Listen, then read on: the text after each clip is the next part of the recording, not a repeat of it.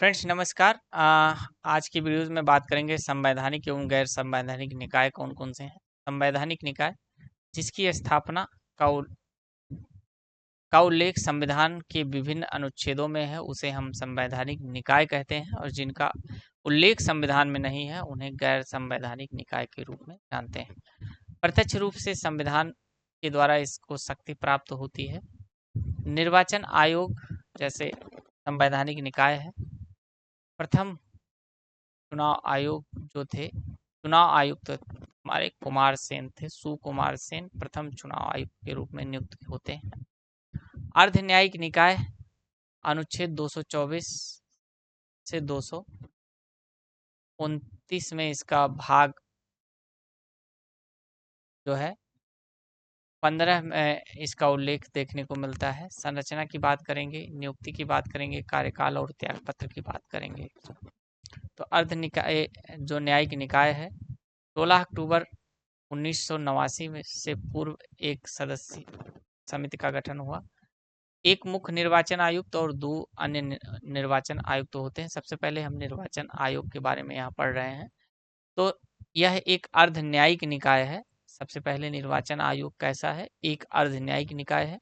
इसकी संरचना की बात करें तो इसमें एक मुख्य निर्वाचन आयुक्त और 2 अन्य निर्वाचन आयुक्त हैं। ठीक है। इसकी संरचना में राष्ट्रपति द्वारा कभी भी परिवर्तन किया जा सकता है, ध्यान रखिए। इसके बाद नेक्स्ट नियुक्ति की बात करें तो राष्ट्रपति द्वारा प्रधानमंत्री की अध्यक्षता वाली समिति की सिफारिश पर जो है मुख्य निर्वाचन आयुक्त और अन्य जो निर्वाचन आयुक्त हैं उनकी नियुक्ति होती है। 2 अन्य नियुक्ति पीएम द्वारा नामित केंद्रीय मंत्री लोकसभा विपक्ष के नेता के रूप में जो है। कार्यकाल की बात करें तो 6 वर्ष या 65 वर्ष की आयु जो पहले पूरा हो जाए वो कार्यकाल रहता है। वहीं अन्य जो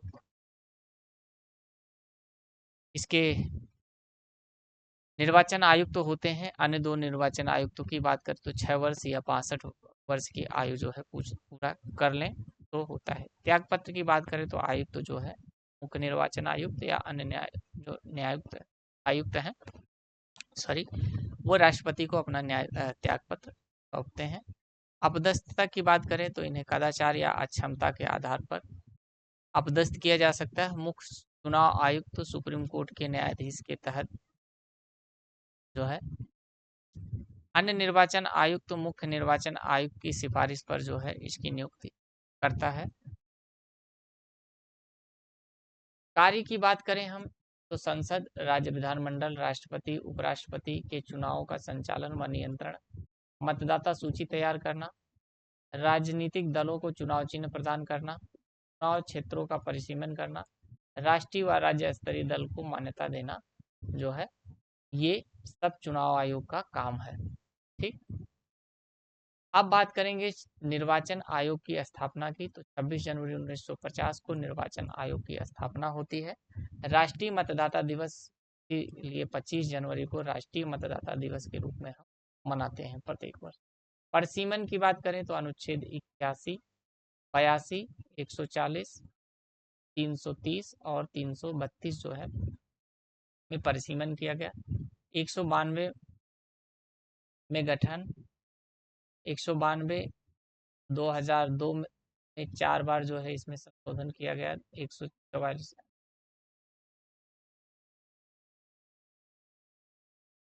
ठीक। 100 एक सेकेंड थोड़ा सा यहाँ क्या लिखा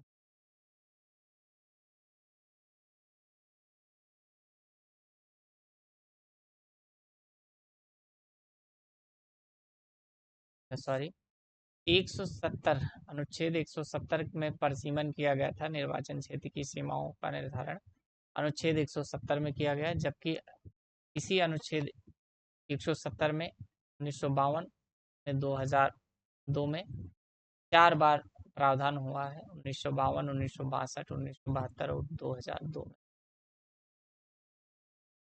निर्वाचन सुधार समिति के संथानम समिति 1962 में बनती है। तारकुंडे समिति 1974 में, दिनेश गोस्वामी समिति 1990 में और इंद्रजीत गुप्ता समिति 1998 में। भारत में राष्ट्रीय दलों की संख्या की अगर बात करें तो वर्तमान समय में कुल 8 राष्ट्रीय दल थे। देखते हैं, पहले राष्ट्रीय दल की बात करते हैं तो कांग्रेस हमारा है, जिसकी स्थापना 1885 में होती है। कांग्रेस जवाहरलाल के नेतृत्व में जो है राष्ट्रीय कांग्रेस का गठन होता है।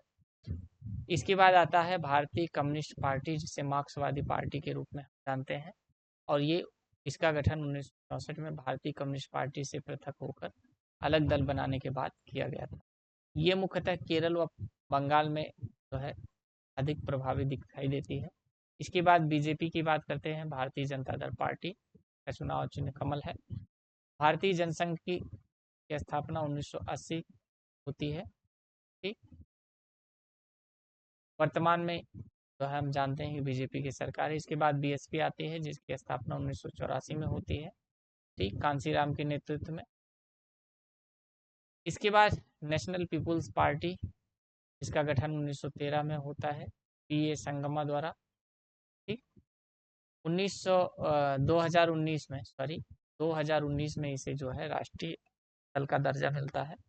आम आदमी पार्टी की बात करें तो 2012 में इसका गठन होता है, और 2012 में गठन के बाद अरविंद केजरीवाल के नेतृत्व में वर्तमान में पंजाब सरकार राज्य में जो है ये सरकार है।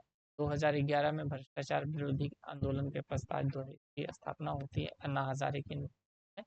अन्ना हजारे के साथ ही अरविंद केजरीवाल जो है लोकपाल बिल के समय जो चलते हैं, और बाद में अरविंद केजरीवाल आम आदमी पार्टी के नाम से एक पार्टी का गठन करते हैं। कुछ दिन पहले अभी दिल्ली में सरकार आम आदमी पार्टी की दो बार सरकारें थी। अभी वर्तमान में बात करें तो इसकी सरकार पंजाब राज्य में केवल रह गई है। वहीं बात करेंगे संघ लोक सेवा आयोग की, तो संघ लोक सेवा आयोग का जो उल्लेख है भाग 14 में है। भाग 14 में संघ लोक सेवा आयोग का उल्लेख है, जो अनुच्छेद 315 से 323 तक इसका उल्लेख देखने को मिलता है। 315 से 323 याद रखिएगा, 315 से 323। इसमें संघ लोक सेवा आयोग जो केंद्र के अधीन, राज्य लोक सेवा आयोग जो राज्य के अधीन, और संयुक्त लोक सेवा आयोग जो 2 या अधिक राज्यों के लिए गठन किया जाता है। इसमें 3 प्रकार की अखिल भारतीय सेवाओं को सम्मिलित किया गया है। 3 प्रकार की अखिल भारतीय सेवाएं कौन कौन सी होती हैं? तो आईएएस, आईपीएस और आईएफएस जो होती हैं, ये 3 प्रकार की सेवाएं होती हैं। इंडियन फॉरेस्ट सर्विस नहीं है, इंडियन फॉरेस्ट सर्विस है। फॉरेन सर्विस मत समझ लीजिएगा कि भारतीय विदेश सेवा जो है अखिल भारतीय सेवा नहीं है। तो कई बार ऑप्शन में ये चारों रहते हैं, आईएएस, आईपीएस और आईएफएस, तो लोग गलत कर देते हैं। उनके ऑप्शंस में क्या रहता है? भारतीय विदेश सेवा रहता है, इंडियन विदेश सेवा, तो वो गलत हो जाता है। अध्यक्ष और सदस्यों की योग्यता की बात करें तो राष्ट्रपति द्वारा इनकी नियुक्ति होती है। हमने पहले इनकी चर्चा कर लिया है, तो अब करने की आवश्यकता नहीं है। लोक जो सेवक हैं, भारत में सिविल सेवा का जन्मदाता जो कहा जाता है, लॉर्ड कार्नवालिस को जो है भारत में सिविल सेवक का जनक कहते हैं। अनुच्छेद 316 के तहत सदस्यों की नियुक्ति और पदावधि के विषय में बताया गया है। हमने पहले चर्चा कर लिया है, तो अब जरूरत नहीं। ठीक, पहले आईसीएस जो थे सत्येंद्र नाथ टैगोर जो है बनते हैं। बाकी चलिए अन्य चीज़ों की बात कर लेंगे हम। सिविल सेवा दिवस जो है 21 अप्रैल को प्रत्येक वर्ष सिविल सेवा दिवस के रूप में मनाते हैं। लोक सेवा आयोग की स्थापना की बात करें तो 1926 में लोक सेवा आयोग की बात हुई। ठीक, ली आयोग की सिफारिश पर ये लोक सेवा आयोग बनाया गया था। ठीक, राज्य लोक सेवा आयोग की बात करें तो राज्य लोक सेवा आयोग का उल्लेख अनुच्छेद 316 में मिलता है। ठीक, जिसमें जो इसके अध्यक्ष और सदस्यों की जो नियुक्ति होती है वो राज्यपाल के द्वारा होती है। 6 वर्ष या 62 वर्ष की आयु से पहले जो होगी वही के अध्यक्ष और अन्य सदस्यों की नियुक्ति से संबंधित है। पद युक्त यानी जो नियुक्ति है वो राष्ट्रपति द्वारा, जबकि निलंबन जो होता है राज्यपाल द्वारा होता है, याद रखिएगा। संयुक्त लोक सेवा आयोग की बात करें तो राज्यों के अनुरोध पर संसद द्वारा जो है इसका गठन होता है।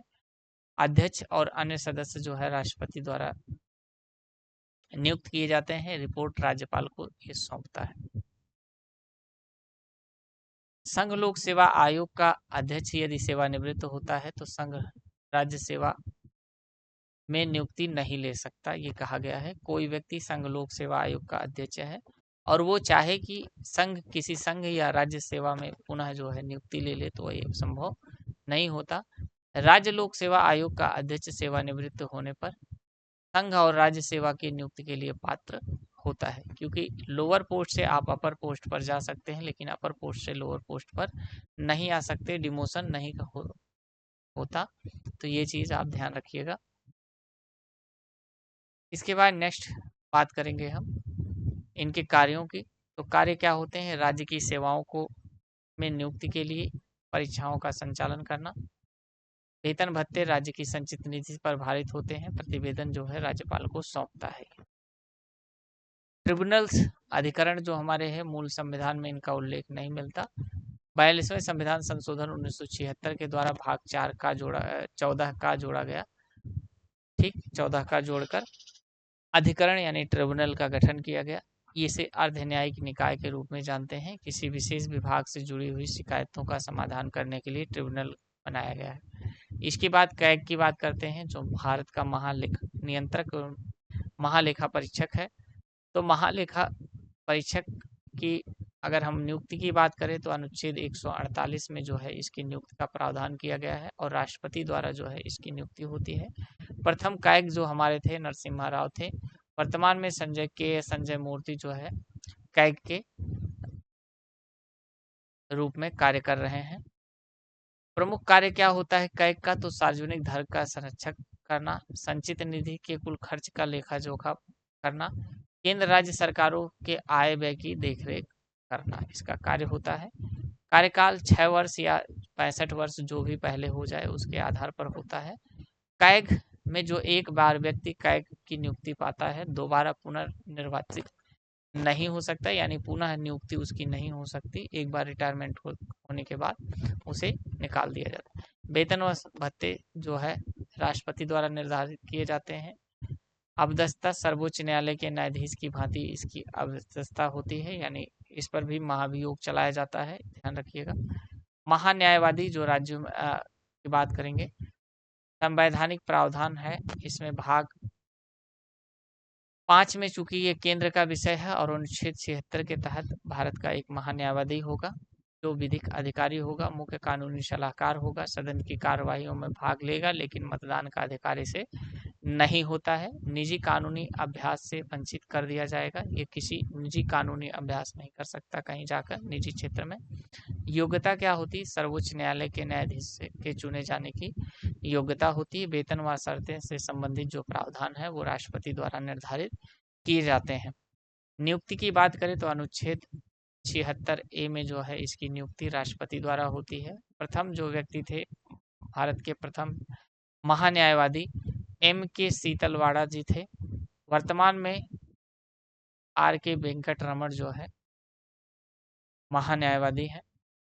वस्तु एवं सेवा कर परिषद के विषय में बताया गया है, यानी जीएसटी जो हमारी है 101वां संविधान संशोधन 2016 में किया जाता है और राष्ट्रपति की इसकी मंजूरी मिलने के बाद ये जो है एक नियम बन जाता है। संरचना की बात करें तो इसमें केंद्रीय वित्त मंत्री इसकी अध्यक्षता के रूप में कार्य करता है। वहीं वित्त प्रभार केंद्रीय राज्य मंत्री, राज्यों के वित्त व राज्य सरकार द्वारा नामित कोई भी मंत्री जिसमें से एक होगा उपाध्यक्ष के रूप में कार्य करता है। राष्ट्रीय अनुसूचित जाति आयोग अनुच्छेद 338 में राष्ट्रीय अनुसूचित जाति आयोग का गठन किया गया है जिसमें एक अध्यक्ष, उपाध्यक्ष और 3 अन्य सदस्य होंगे। राष्ट्रीय अनुसूचित जाति एवं जनजाति आयोग का जो गठन हुआ संविधान के 65वें संविधान संशोधन 1990 में इसमें एक बार संशोधन किया गया था, ध्यान रखें। जो राष्ट्रीय अनुसूचित जाति आयोग के अध्यक्ष हैं, उपाध्यक्ष हैं, अन्य सदस्यों की जो नियुक्ति करता है वो राष्ट्रपति द्वारा होती है। कार्यकाल इनका 3 वर्ष का होता है। कार्य क्या होता है? तो अनुसूचित जाति के संरक्षण व अन्याय से संबंधित जो भी शिकायतें होंगी उनके विरुद्ध जांच करने का काम इसका होता है अनुसूचित जाति आयोग का। इसके बाद राष्ट्रीय अनुसूचित जनजाति यानी एसटी आयोग की बात करेंगे। तो एसटी आयोग का जो गठन है अनुच्छेद 338 ए में किया गया है। 89वां संविधान संशोधन 2003 द्वारा इसमें संशोधन किया गया है, लेकिन ये 2004 में अस्तित्व में आता है और राष्ट्रीय अनुसूचित जाति अनुसूचित जनजाति आयोग से विभाजित करके एक नया आयोग राष्ट्रीय अनुसूचित जनजाति आयोग बना दिया जाता है। इसमें भी अध्यक्ष, उपाध्यक्ष और 3 अन्य सदस्य होते हैं। इनकी भी नियुक्ति राष्ट्रपति द्वारा होती है। ठीक, इसके बाद आता है ओबीसी आयोग, जिसे राष्ट्रीय पिछड़ा वर्ग आयोग के नाम से जानते हैं, ओबीसी। 1993 एक संवैधानिक आयोग के रूप में इसका गठन किया जाता है। 102वां संविधान संशोधन अधिनियम 2018 द्वारा इसे संवैधानिक दर्जा प्रदान किया गया है और ये 338 बी में इसका उल्लेख है। इसमें भी राष्ट्रपति द्वारा नियुक्ति होती है। 3 वर्ष का कार्यकाल होता है। अध्यक्ष, उपाध्यक्ष, 3 अन्य सदस्य इसमें भी शामिल होते हैं। भाईसाई अल्पसंख्यक जो है आयुक्त की नियुक्ति 7वां संविधान संशोधन 1956 में किया गया, तो ये देख लीजिएगा। गैर संवैधानिक निकायों में अगर बात करें तो संविधान में इनका उल्लेख नहीं मिलता। मंत्रिमंडल के प्रस्ताव द्वारा जो है ये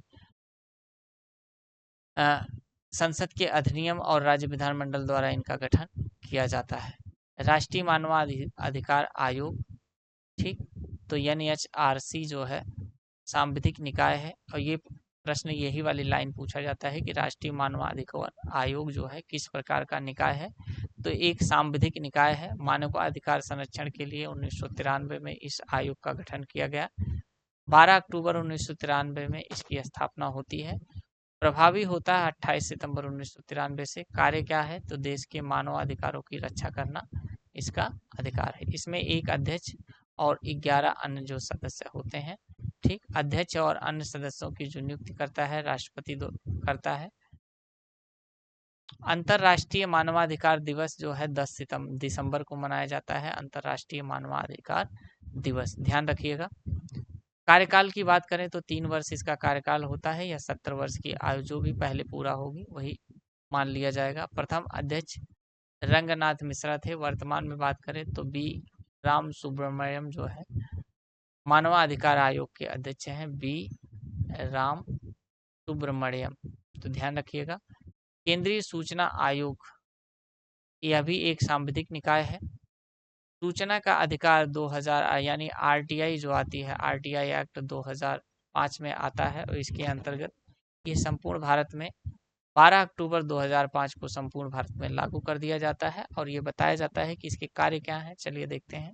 संरचना, एक मुख्य सूचना आयुक्त और अधिकतम 10 अन्य सूचना आयुक्तों की नियुक्ति होती है। नियुक्ति राष्ट्रपति द्वारा होती है। कार्यकाल केंद्र सरकार द्वारा इसका कार्यकाल निर्धारित किया जाता है। जो RTI है, RTI के तहत किसी भी सरकारी विभाग से आप उसके कार्यों की जो है लेखा जोखा मांग सकते हैं, तो ये चीज़ें RTI के तहत है। केंद्रीय सतर्कता आयोग की बात करें, CBC स्थापना 1964 में होती है। संथानम समिति की सिफारिश पर इसकी स्थापना की जाती है। 2003 में केंद्र सरकार द्वारा पारित कानून में सांविधिक दर्जा दिया गया। 2004 में केंद्र द्वारा नामित एजेंसी के रूप में इसे अधिकृत किया गया। बहुसदस्यीय समिति के रूप में एक अध्यक्ष, 2 अन्य जो है अध्यक्षों के रूप में इसकी नियुक्ति होती है, तो ध्यान रखिएगा। इसके बाद केंद्रीय अन्वेषण जो CBI है, CBI का गठन 1963 में गृह मंत्रालय के संकल्प के रूप में किया जाता है। ये भी के संथानम समिति की सिफारिश के आधार पर की जाती है। शक्ति दिल्ली विशेष पुलिस बल अधिष्ठान, आदर्श वाक्य क्या है, उद्गम निष्पक्षता और ईमानदारी, तो ध्यान रखिएगा। CBI क्या करता है, भ्रष्टाचार व घूसखोरी आदि जैसे मामलों को संज्ञान में लेकर उस पर एक्शन लेता है। इसके बाद आते हैं हमारे नेक्स्ट जो महत्वपूर्ण चीज़ें हैं, राष्ट्रीय महिला आयोग। राष्ट्रीय महिला आयोग की बात करें तो 1962 में इसका गठन किया गया है। राष्ट्रीय महिला आयोग अधिनियम 1990 के तहत राष्ट्रीय महिला आयोग में 1 सदस्य, 5 अन्य सदस्य और 1 जो है सदस्य सचिव सम्मिलित होते हैं। प्रथम अध्यक्ष की बात करें तो जयंती पटनायक जो है प्रथम अध्यक्ष थे। वर्तमान में विजय किशोर रहाटकर जो है इसके अध्यक्ष हैं राष्ट्रीय महिला आयोग के। नियुक्ति की बात करें तो केंद्र सरकार द्वारा इनकी नियुक्ति होती है। मुख्यालय नई दिल्ली में, राष्ट्रीय महिला आयोग का मुख्यालय नई दिल्ली में है। कार्यकाल की बात करें तो इनके अध्यक्षों की कार्यकाल जो है 3 वर्ष होती है। महिलाओं के अधिकारों और रक्षा करने के लिए और नीतियां बनाने के लिए तथा सुझाव देने के लिए जो है राष्ट्रीय महिला आयोग का गठन किया गया है। इसके बाद राष्ट्रीय अल्पसंख्यक आयोग की बात करेंगे तो राष्ट्रीय अल्पसंख्यक आयोग जो है इसकी स्थापना 1978 में होती है केंद्र सरकार के एक संकल्प पत्र द्वारा। ठीक, फिर इसे वैधानिक दर्जा मिलता है 1992 में अल्पसंख्यक आयोग के रूप में। ठीक, संरचना की बात करें तो एक सभापति, एक उपसभापति और 5 अन्य सदस्यों से मिलकर राष्ट्रीय अल्पसंख्यक आयोग का गठन किया जाता है। केंद्र सरकार द्वारा अल्पसंख्यक का दर्जा जैन, पारसी, बौद्ध, सिख, मुस्लिम और ईसाई जैसे समुदायों को जो है अल्पसंख्यक के अंतर्गत रखा गया है। विश्व में प्रथम लोकपाल बिल पास होता है 1809 में, जो स्वीडन में पास होता है। इसे अम्बुड्समैन नाम से भी जाना जाता है लोकपाल को। लोकपाल एवं लोकायुक्त के बीच अंतर को समझते हैं। लोकपाल केंद्र स्तर पर होता है जो जिसका गठन 2019 में किया गया था। इसमें एक अध्यक्ष और अधिकतम 8 अन्य सदस्य शामिल हो सकते हैं। संरचना की बात करें तो 50% SC, ST, OBC, अल्पसंख्यक महिलाओं सहित जो है इसमें संख्या होनी चाहिए। 50% न्यायिक पृष्ठभूमि से इसमें जुड़े होते हैं जो लोकपाल के सदस्य होते हैं। अब लोकपाल की बात करें तो नियुक्ति लोकपाल की करता है राष्ट्रपति। कार्यकाल 5 वर्ष या 70 वर्ष जो भी पूरा हो। प्रथम लोकपाल पिनाकी चंद्र घोष थे। वर्तमान में लोकपाल जो है अजय मानिक राव खनविलकर जो है इसके अध्यक्ष हैं लोकपाल के। लोकपाल के 5 भ्रष्टाचार लोकपाल के जांच के दायरे में क्या किया जाता है भ्रष्टाचार, तो PM भी समूह में ABCD के जितने भी अधिकारी होते हैं और कर्मचारी होते हैं वो सभी लोकपाल के दायरे के अंतर्गत आते हैं। फ्रेंड्स, इसके बाद लोकायुक्त की बात करें तो राज्य स्तर पर राज्यपाल द्वारा जो है का गठन होता है। सर्वप्रथम कार्यालय स्थापना 1971 में महाराष्ट्र में होती है, ध्यान रखिएगा। इसके बाद आता है नीति आयोग। राष्ट्रीय भारत परिवर्तन संस्थान के द्वारा जो है 1 जनवरी 2015, ये डेट आप याद रखिए, 1 जनवरी 2015 को योजना आयोग के स्थान पर जो है नीति आयोग का गठन किया गया। नीति आयोग का गठन किया जाता है। इसका जो अध्यक्ष है पदेन अध्यक्ष तो PM होते हैं वो होते हैं। उपाध्यक्ष PM द्वारा नियुक्त किए जाते हैं। प्रथम अध्यक्ष की बात करें तो अरविंद पनगड़िया जो है नीति आयोग के अध्यक्ष रहे। वर्तमान में बात करें तो सुमन बेरी जो है अध्यक्ष के रूप में कार्य है। कार्यकारी अधिकारी BVR सुब्रमण्यम द्वारा जो है इसका उल्लेख किया गया। इसके बाद नेक्स्ट महत्वपूर्ण जो हमारे अनुच्छेद हैं उनके विषय में बताया गया है। इनकी चर्चा हम करेंगे नेक्स्ट वीडियो में। दोस्तों, वीडियो पसंद आई तो लाइक करिएगा, चैनल पर नए सब्सक्राइब करिए और शेयर करना ना भूलिए। थैंक यू, मिलेंगे फिर नेक्स्ट।